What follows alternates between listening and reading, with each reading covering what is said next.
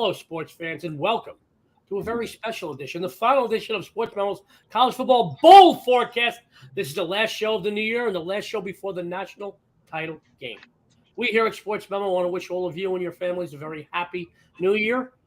But for right now, grab that helmet, lace up those cleats, get ready to make some money in bowl action this weekend. We have an amazing show. Let me bring this good-looking panel on. No, it's not a dating site. We've got documented winning cappers from Sports Memo. Let me go around the horn. Jesse Schule, Nick Parsons, and Ross Benjamin is here. Jesse Schule, how are you today, buddy? Happy holidays, everybody. My good friend Nick Parsons. Nick, how you feeling? I know you're a little under the weather this morning. Exactly. A little under the weather, but the winters are coming, so who cares? Very well said, my good buddy. One of the icons of the sports betting industry. What a smile on him. Ross Benjamin, how you doing today? Hey, Joe, you know what? 7-1-1 so far in the bowl season. I'm doing good. That's right. And you got the best hair on the show, I'll tell you that, Ross. You're looking strong. You're looking. I like Jesse's hair better. I like the spike. You know? Listen to me. I got no room for talking about hair at all, guys. But then again, if any of you dated my ex, you wouldn't even have eyebrows. Let me talk about this, guys, real quick. A couple of quickies. Then we're going to go into 4 roundtable games and a best bet segment. First of all, every successful sports handicapper and sports bettor I know use the Gold Sheet, the oldest and the most respected of all the betting publications. After the show, www.goldsheet.com. Use what the pros use. Now, guys, I say it every single show. I say it on this show. I say it on the basketball show. I say it on the baseball show. I say it on the First Family show. I say it on the Family Affair show because it's true. The customer appreciation you receive at Sports Memo is unrivaled. We know that saving you money just as good as making you money. So after the show, www.sportsmemo.com.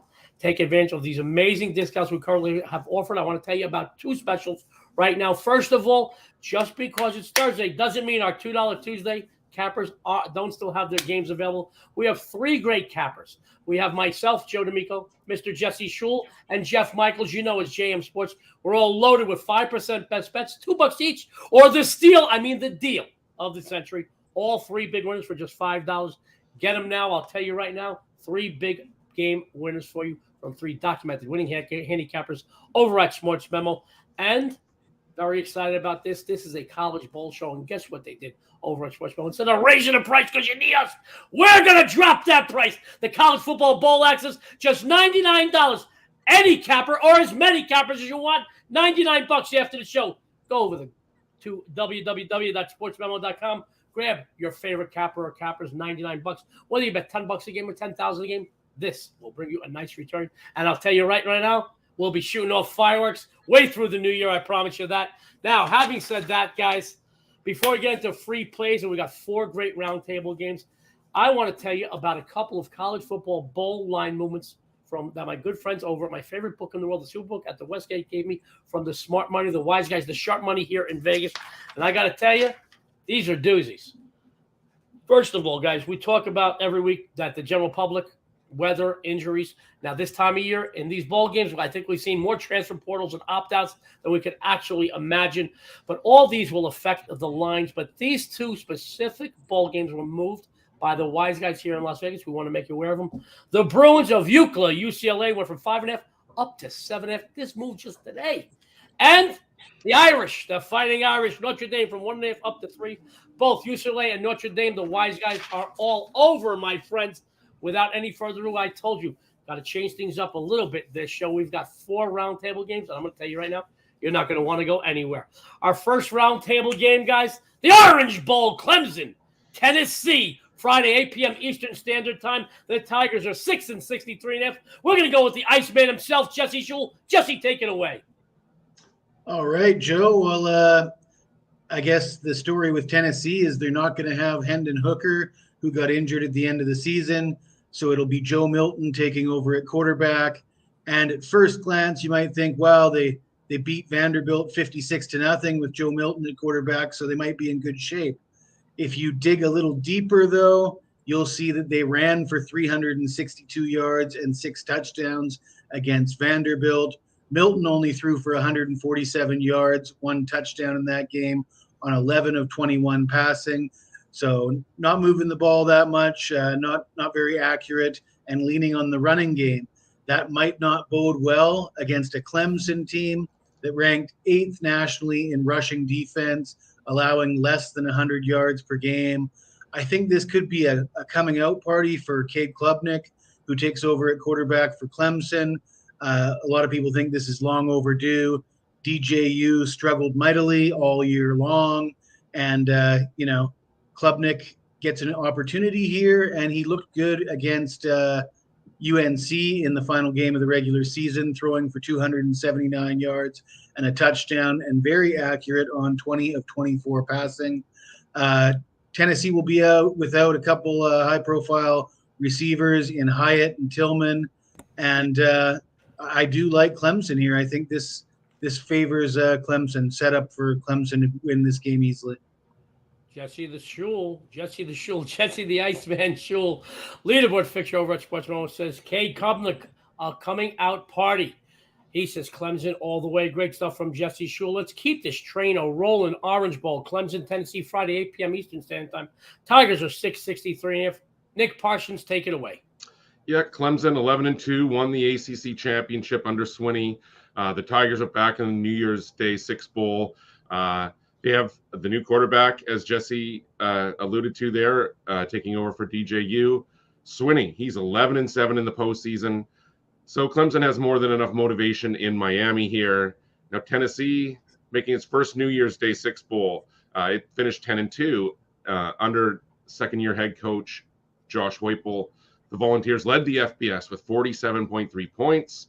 But yeah, they're without Hooker. They're without Hyatt. He opted out of this bowl game. Tennessee does lead the all-time series 11-6. But this is the first meeting between the two schools since the 2004 Peach Bowl.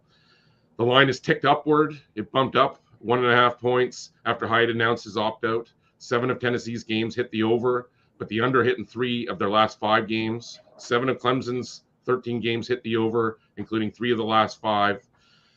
But you guys know what?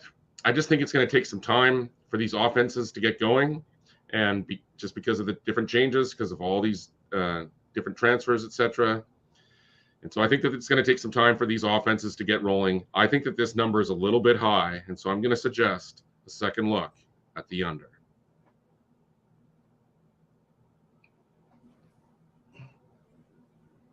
Can't hear you, Joe. All right, there we go, guys. I mute myself. Even I give myself a headache with my voice.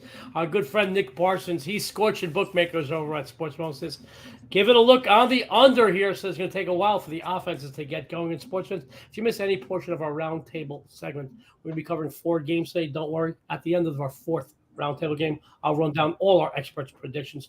Without any further ado, our second roundtable game, another doozy. Guys, this time of year, you're not going to have a bad bowl matchup, okay? We've got the Sugar Bowl, Kansas State, Alabama, Saturday, 12 p.m. Eastern Standard Time. I'm going to go to my good friend, Ross Benjamin, the Crimson Tide, 6.5 Ross, take it away. You know, Joe, you keep mentioning the Las Vegas wise guys. Screw the Las Vegas wise guys. I'm a New York wise guy. And I'm 7-1-1 with my college football bowl picks. Also 11-2 since December 2nd with my college football sides.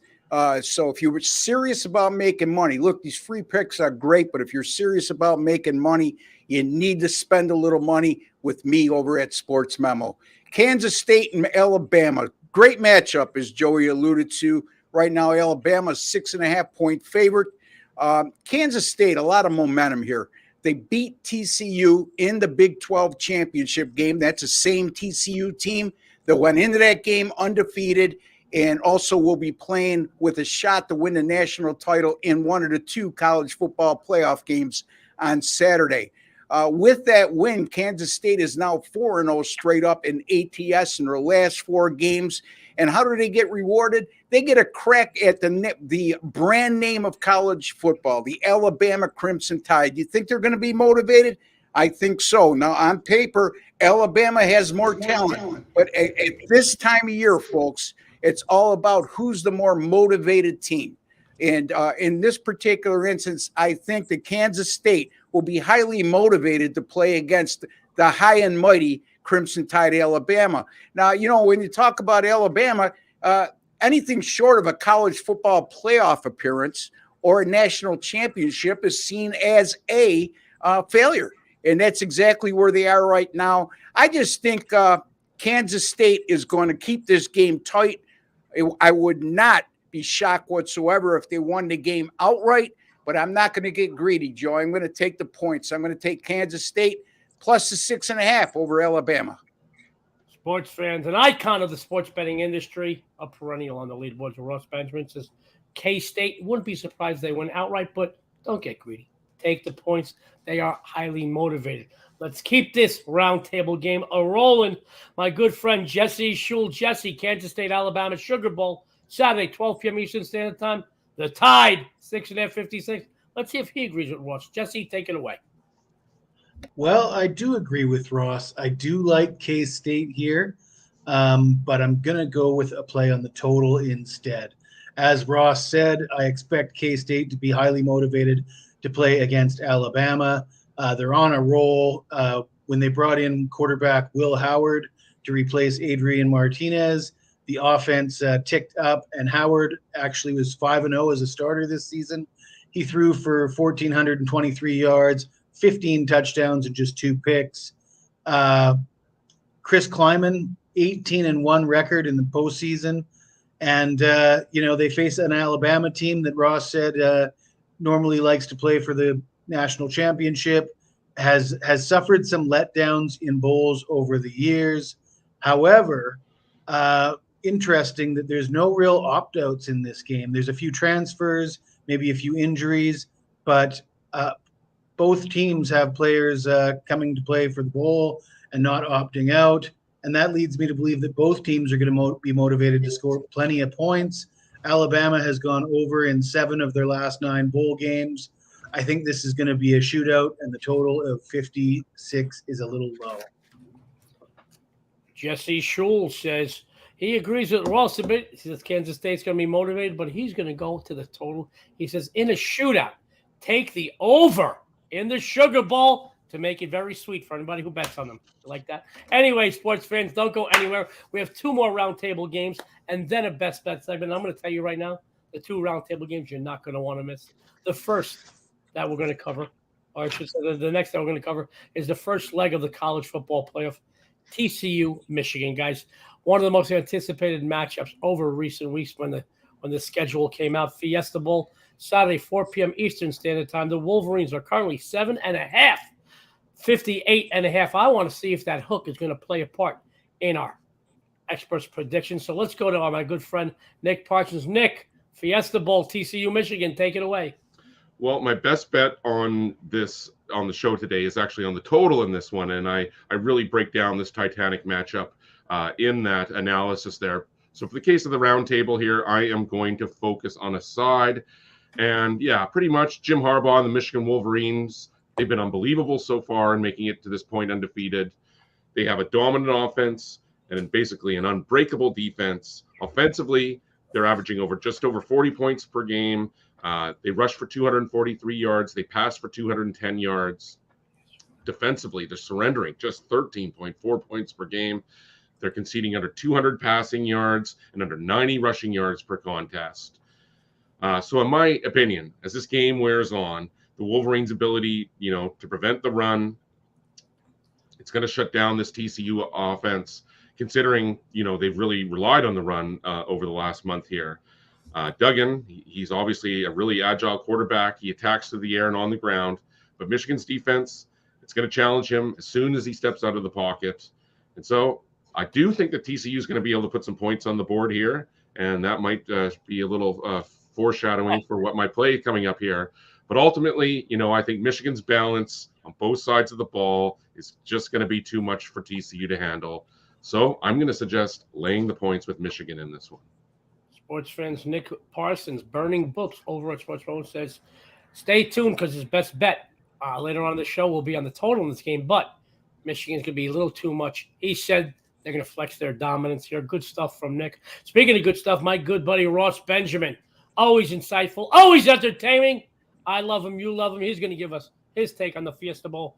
Ross, TCU, Michigan, Saturday, 4 p.m. Eastern. The Wolverines, 7.5, 58.5. The floor is yours, Ross. Thank you, Joey. I'm going to use a total here on the show, but for those of you who are interested, and I hope you would be, again, folks, it's worth repeating, 7-1-1 with my college football bowl picks thus far. I will have the winning side in this game. It will be posted tomorrow, so visit sportsmemo.com and grab that play, and let's make some money. All right, the total in this game, 58.5, as Joey alluded to. You know, both of these teams, and I think this is the direction my buddy Nick's going to go, but both of these teams average exactly 40 points per game. Yet, the total's 58.5. And, you know, Michigan, they have been dominant, like Nick said, and defensively. If you look at their season statistics, they are absolutely dominating. But, however, looking inside the numbers, in their last two games, they allowed 456 yards in the Big 12 championship game against Purdue and 494 yards in the regular season finale against Ohio State. And those of you who've been following TCU all year, you know they can put points on the board. Now, I'm not suggesting TCU is going to score 40 or more points in this game, but they're going to get their share of points. On the other hand, TCU, their one flaw they've had all season long is their defense at times disappears. And they've won a lot of close games, and the reason why those games were close, not so much that their offense didn't produce, but their defense didn't show up on occasions. As a matter of fact, in 5 of their 12 games this year, TCU has allowed 31 points or more. And they also allowed 396 yards or more in 7 of 12 contests this year. And that includes giving up 476 yards to SMU, 501 yards to Baylor, and 540 yards to Kansas. And all of those teams could put up some yards and points, but none are as good offensively as this TCU Horned Frogs offense. I like this game to be a high-scoring, entertaining affair, looking at something like 38-28, 34-28, somewhere in that area. I like over 58.5, Joey. Ross Benjamin says over 58.5. And you guys got to stop talking about being dominated. I'm telling you now, that's not that type of show. My good friend Russ says take the over here. Guys, we're going to do something a little different because we're covering the 2 college football playoff matchups. We're going to go to each one of our documented winning panelists. So without any further ado, Jesse Schule's going to give you his take on the Fiesta Bowl. TCU, Michigan, Saturday, 4 p.m. Eastern Standard Time. The Wolverines, 7.5, 58.5. Jesse, take it away. Well, in this current playoff format, it seems that every year we end up with a team in the playoffs that really probably shouldn't be there. Notre Dame comes to mind. The last couple times Notre Dame's made the playoffs, they've gotten spanked. And last year it was perhaps Cincinnati that was overmatched in their playoff game. And if we're going to see that this year, TCU looks like the prime candidate for that. The Horned Frogs won a lot of games against backup quarterbacks this season. Their wins over Oklahoma State came against backup quarterbacks. You remember when they beat Kansas State, they actually were facing a third-string quarterback after they knocked out the starter and the backup. And they had a walk-off win at Baylor, kicking a field goal as time expired in a game that they easily could have lost. And then they ended the season with that loss to Kansas State in the rematch in the Big 12 championship game. You know, there's a feeling that the Horned Frogs were getting it done with smoke and mirrors. If there's a criticism of Michigan, it would be the poor strength of schedule. However, they sort of answered those questions by spanking Ohio State and then Purdue in the Big 10 championship game. But yeah, I mean, the Wolverines laying a bunch of points, but I don't know how you bet against Michigan here. So I would lean towards Michigan. Jesse Schule says Michigan. TCU shouldn't really be here. Great stuff from Jesse Schule. Guys, we have another roundtable game. I'm a little apprehensive to bring it up because in our first round, one of our cappers was talking about hookers, the second round being dominated, and the third round getting spanked. I'm a little worried about what we're going to talk about in this next round, guys. That's all I'm saying. It's not that type of show. It's a family show, guys. Any case, guys, if you did miss any portion of our roundtable games, stay tuned after the next round, which will be our fourth roundtable game. I'm going to run down all our cappers' predictions, and then we're going to go to our best bet segment. So without any further ado, the second leg of the college football playoff, guys, the Peach Bowl. Ohio State, Georgia, Saturday, 8 p.m. Eastern Standard Time. The Bulldogs, 6.5, 62. Let's lead off with Jesse this time. Jesse, the floor is yours. Well, Ohio State gets an opportunity to redeem themselves after losing to Michigan. And as Ross mentioned, the Buckeyes did total 492 yards of offense in that loss. And they just gave up big plays. They turned the ball over twice. They did have an edge, 23-16 in first downs, but they came out on the wrong side of that one. They're facing a Georgia team that could put points on the board. The big plays they gave up to Michigan, they're likely to give up big plays against Georgia and Brock Bowers and the running backs that Georgia has. I think this game could be a little pointsy. Ohio State's should be able to move the ball against anybody, really. And I don't like their chances of stopping Georgia. I mean, the total at 62, fairly high number, but I think they get there. I think both teams score 30+ in this game.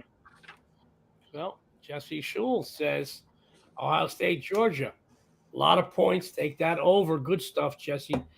Short, but straight to the point. We appreciate that. Good stuff always from Jesse. Let's go to my good friend Nick Parsons. Nick, I'm dying to know your take on the college football playoff second leg, Ohio State, Georgia. Peach Bowl, Saturday, 8 p.m. Eastern Standard Time. The Bulldogs, 6.5. They are afraid to make this game go to 7, even though Bulldogs are getting a lot of action. 6.5, 62. Take it away, Nick.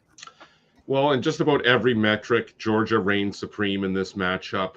They don't feel the same historic level of defense of talent that they had last season, but they're still a top 5 in scoring defense, allowing only 13.8 points per game. But where they did improve from last year is on the offensive end. And the biggest surprise comes from their 5th-ranked efficiency passing attack. Georgia's defensive front is still an exceptionally disruptive group. And so when Stroud gets out of the pocket and he gets off script and he's pressured, his effectiveness definitely goes out the window. We've seen that over the last month. Similarly, Ohio State's offense doesn't move the ball well when their top running backs aren't in the game. Henderson is fully out, and if Williams misses, we're going to see another meandering offensive outing like Ohio State had against Michigan. So yeah, in every phase except quarterback and receiver, Georgia has the advantage. And so, I mean, they're definitely talented enough to control the line of scrimmage. They can push Ohio State around. We've seen from previous coaching jobs under Day that physical teams beat the Buckeyes up and disrupt their game plan. And so, guys, as you said, Joe, they're afraid to hang that 7. I'd say grab that 6.5 before it moves. Nick Parsons says, woof, woof, the Bulldogs all the way before it moves, before it goes to 7. Says cream rises to the top, and Georgia's creamy. We're going to go to my good friend Ross Benjamin, and don't go anywhere. Like I said, we're going to run down all of our experts' predictions on the roundtable segment before going into the best bet segment. Ross Benjamin, second leg of the college football playoff, the Peach Bowl, Ohio State, Georgia. Take it away, Ross. First of all, I'm going to have a 10-star top play on this game that will be released tomorrow at sportsmemo.com. You don't want to miss it. We can't rank plays any more than 10-star, folks, at Sports Memo. We only get 2 of those a month, and this is one of my games tomorrow. I have the winning side in this game, and don't forget 7-1-1 so far in the bowl season. I'm going to look at the total for my free play here. Real short and sweet because I know Joey likes it that way. Ohio State averages 44.5 points per game and close to 500 yards of total offense. Georgia, like Nick Parsons alluded to, a much improved offensive team. They got it done defensively. Last year, they were absolutely lights out defensively a season ago. They're still good defensively this year. As Nick touched upon, they only allow 13 points per game. However, they're not going to hold the Ohio State Buckeyes to 13 points. It ain't happening. C.J. Stroud is an NFL quarterback. Ohio State has some weapons on the outside. On the other hand, the Ohio State defense will have a real difficult time stopping this Georgia offense as well. Michigan showed, exposed, I should say, Ohio State's defense, and I think Georgia will follow the same path in this contest. I'm going Georgia, Ohio State, over. The total is 62.5. The handsome and dapper Ross Benjamin says over in Georgia, Ohio State. Lots of points, lots of points, lots of points. Sports fans, don't go anywhere. We are about to go into our best bet segment where each one of our cappers, including myself, will give a best bet.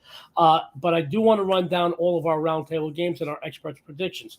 On our first roundtable game would be the Orange Bowl, Friday, 8 p.m. Eastern Standard Time, Clemson, Tennessee. Tigers are 6-63.5. My good buddy Jesse Schule says Clemson. My good buddy Nick Parsons said go under.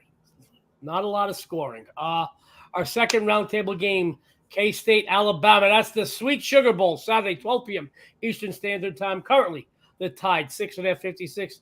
The handsome and dapper Ross Benjamin says K-State. He likes the points. They're going to come in motivated.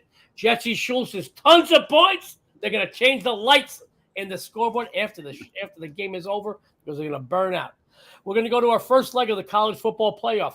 TCU, Michigan, the Fiesta Bowl. One of the most anticipated matchups since the schedule came out. Saturday, 4 p.m. Eastern. The Wolverines were 7.5, 58.5. Nick Parsons said, go blue, Michigan. That's all I got to say about that. Ross said lots of points. He said both teams can exploit the other's weaknesses over. And Jesse said he agrees with Nick in this. Michigan, take it away. Go blue. Again, our fourth roundtable game, which will be the second leg of the college football playoff. The Peach Bowl, Saturday, 8 p.m. Eastern Standard Time. Ohio State, Georgia, Bulldogs, 6.5, 62. Jesse and Ross both agree. A lot of points. You expect this from two great offenses. Nick said he likes Georgia. He said a little bit better in the trenches, so to speak. A little more cream, and cream's going to rise to the top. He likes Georgia. Guys, that was our roundtable segment. We're going to go into our best bet segment. Now, before we do that, I do want to tell you about each capper before they give out their games. My good friend Jesse Schule has been lights out since August. Now, I got to tell you, knowing Jesse for as long as I've known him, this is just par for the course for him. But for those of you who are new to or just learning about Jesse the last few months, guys, since August, he has been one of the hottest handicappers on the planet. Doesn't matter if it's grass or turf, if it's college or pro, hardwood or ice. Jesse Schule is a winner. And numbers don't lie. His numbers are some of the best in the history of this business. Jesse's going to tell you what he's been doing. He's going to tell you what you can expect from him on the premium side at Sports Memo. He's got a free best bet. Jesse, take it away. Thanks, Joe. I am 11-1. That's 92% with my 5-star NFL plays so far this season. That's dating all the way back to last year's Super Bowl. And I have a 3-pack of NFL plays that I just posted, and you can get all 3 for $39.99 at sportsmemo.com. For my best bet, I am going to look at a game that might not interest a lot of people and a team that is not very sexy, as I like to say. The Iowa Hawkeyes are not a team that people like to bet on. It's hard for the bookmakers to get anybody to back this Iowa team, but they are a moneymaker. They've covered the spread in 7 of their last 10 overall, and they will be missing their starting quarterback for this game, but that might be addition by subtraction because Spencer Petras was not a very good quarterback. In fact, this is a revenge game for Iowa. They lost 20-17 to Kentucky in the Citrus Bowl last year, and Petras threw 3 interceptions in that game. Will Levis for Kentucky threw for 233 yards and a touchdown on 17 of 28 passing. He has opted out of this bowl. Chris Rodriguez ran for over 100 yards and a touchdown in last year's victory. He's also out for this bowl. So, the losses for Kentucky are going to hurt, whereas Iowa, it doesn't matter to me who plays quarterback for Iowa. Their quarterback play has been atrocious all year, and somehow they still manage to win games. Why? Because their defense is phenomenal, one of the best defenses in the country. And I think they're going to come to play for this bowl game. They are 3-0-1 against the spread in their last 4 bowl games. It's not the sexiest pick out there, but take Iowa and cash that ticket. Jesse Schule said it ain't the sexiest, but ain't got to be sexy to make you money. Jesse Schule says Iowa moneyline minus $1.30. Jesse is a winner. The best customer appreciation discounts on the planet are over at Sports Memo after this show. Go over to Sports Memo. Take advantage of those discounts. Follow Jesse. You'll follow him to the bank. Speaking about banks, my good friend Ross Benjamin. I always talk about Ross because Ross and I have been friends for many years. But Ross is an icon of the sports betting industry, all right? Over the years, I have seen guys come and go. I have seen guys that had a good season and disappear. I've seen flash in the pants. And with social media, the immersion and explosion of social media, everybody has their 15 minutes of fame 24 hours a day. But very few have sustained the years winning and winning and winning year in and year out, season in, season out. One of those few that you could just count on one hand, guys, is Ross Benjamin. He's been telling you all through the show, just so let me reiterate, 7-1-1 during his bowl releases thus far this season. I got to tell you, knowing Ross, you know what's really upsetting to Ross? That one loss and that one tie. He's more upset about that one loss and that one tie than he's happy about those 7 wins. I'm going to tell you right now, he's going to keep this winning going. He's going to tell you what he's been doing. He's going to tell you what you can expect from him on the premium side of Sports Memo. He's got a free best bet. Ross, take it away. Thank you, Joey, for all those kind words. And back at you, my friend. I think the world of you. And I think you're one hell of a handicapper yourself. South Carolina and Notre Dame. Very intriguing matchup on a couple of fronts. But before I get to that, folks, Joey just mentioned my college football bowl record again, 7-1-1. I've also been number 1 at Sports Memo over the last 30 days in college football, number 1 in Sports Memo over the last 7 days in college football. So it extends beyond just the bowl season. The end of the regular season, I finished strong as well. And big-time games are for big-time handicappers, and you want the ones that are red hot at this time of year and are zeroed in on all these transfer portals and opt-outs for the NFL draft and head coaching changes. And I think I'm locked in right now. Anyway, we're going to look at this game from a couple different avenues. Joey mentioned that his source over at, is it Westgate? Yes, Westgate. Yes, sir. They line moved from 1.5 to 3, and they're telling Joe it's a wise guy move. I'm telling you, and I'm telling Joe to tell that guy who told you that he's full of baloney, okay? Because this line opened at 5.5. It went down to 1.5. Why? Because starting quarterback Drew Pine, after going 8-2 as a starter over the last 10 games from Notre Dame, decided at the end of the regular season in head-scratching fashion that he was going to go in the transfer portal. He has since signed with Arizona State. That's the reason for the 5.5 to 1.5. Now follow me, folks. Now it goes from 1.5 to 3. Why? Because their backup, or the guy who was their starter at the beginning of the season, Tyler Buckner, was thought to be out for the season. However, he was medically cleared to play last week, and Notre Dame has decided that they will use him in this game. He's going to be the starter, and that's the reason why it went from 1.5 to 3. It was him with a little bit of experience as opposed to a third-string freshman with no experience. That's the reason for the move, in my estimation. Anyway, I still think that guy's full of baloney. Anyway, so now we're looking at South Carolina. They start the year 1-2. They win 7 of their last 9 games. They go 4-1 straight up in ATS in their last 5 as an underdog. And that includes their final 2 games in which they upset Tennessee, who is number 6 in the country, and number 10 Clemson. 2 impressive wins to finish the season 8-4. Now they get to take on a big brand name team in Notre Dame. You don't think they're going to be motivated to play this game? Think again. Spencer Rattler comes over from Oklahoma as their starting quarterback. Everybody is all excited in Columbia, South Carolina. And then this guy, for the first 10 games, sleepwalks through the first 10 games, was borderline terrible. And then all of a sudden, against 2 ranked teams like Clemson and Tennessee, he wakes up. As a matter of fact, he completed 72% of his passes in those 2 wins, and also threw for 798 yards against Clemson and Tennessee. You know what? The money's going to be on Notre Dame. Not my money. I'm taking South Carolina here, plus the 3 over the Notre Dame Fighting Irish. Ross Benjamin says, take South Carolina. He says, even though he's Italian, he doesn't like baloney. He says he's going against it. He says South Carolina's money, 7-1-1 in his bowl release. He's got some big games for you this weekend that he says he's going to be posting between tonight and tomorrow. Be sure to go over to Sports Memo after this show. Go take advantage of those discounts, man. You follow Ross. He is money in the bank and has been for many years. Thank you, Ross. I want to talk about my good friend Nick Parsons, guys. You know, you may not know this because Nick's a quiet guy. He's a humble guy, but he's also a wanted man. He's wanted by the law. All right. First of all, he's coming to us from a clandestine location. He couldn't tell us where he is because he's wanted for arson. He's burning bookmakers. He's burning them. I'm telling you, he's a wanted man. He's right up there in public enemy on that public enemy top 10 list. I heard he's number 6 with a bullet. He may hit 3 after the weekend. He's a winner. He's going to tell you what he's been doing. He's going to tell you what you can expect from him on the premium side of Sports Memo. And he's got a free best bet. Nick Parsons, take it away, buddy. Yeah, we're rolling on the gridiron, Joe. I'm playing with house money in both the NFL and college football this year.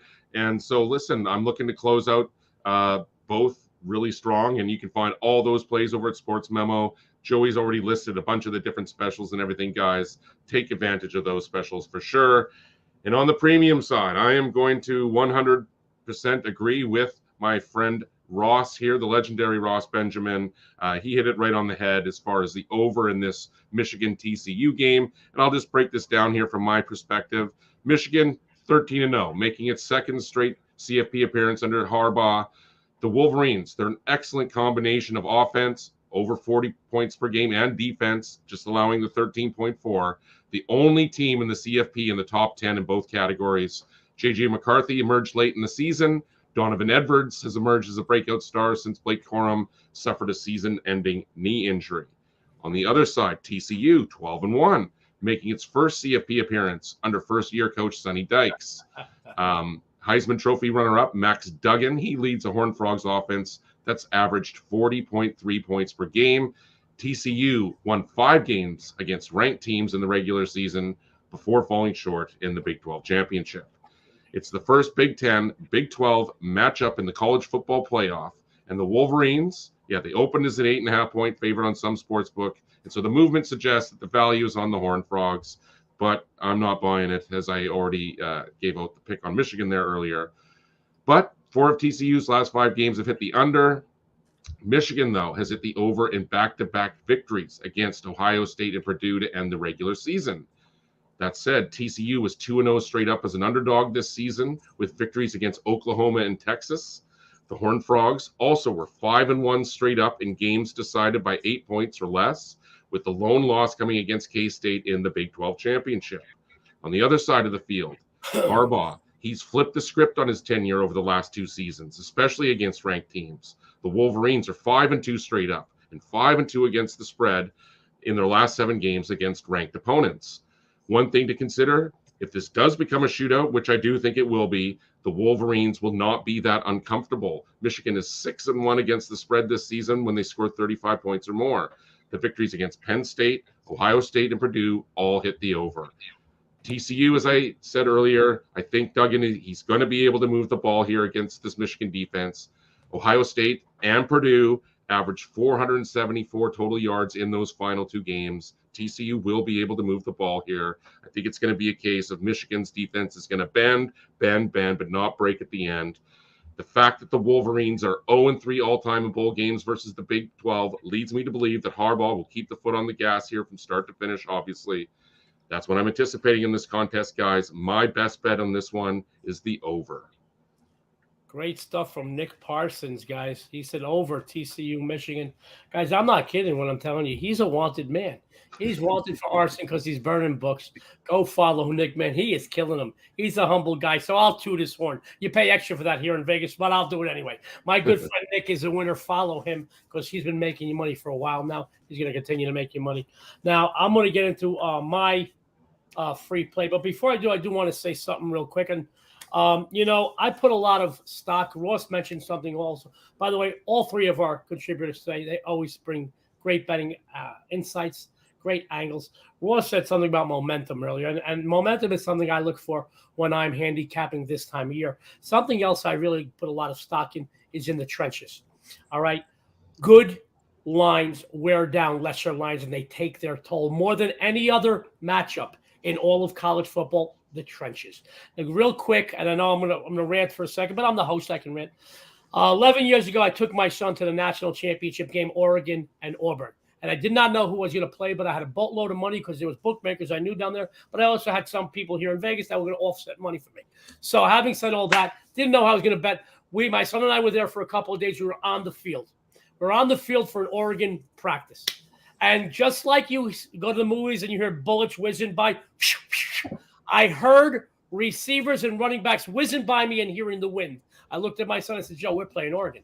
A couple hours later, Auburn took the field. We were on the field, and I never saw or heard hits like their offensive and defensive lines. I said, Joe, remember what I said earlier? He said, yeah, go quack, quack, quack, Dad. He was a young kid.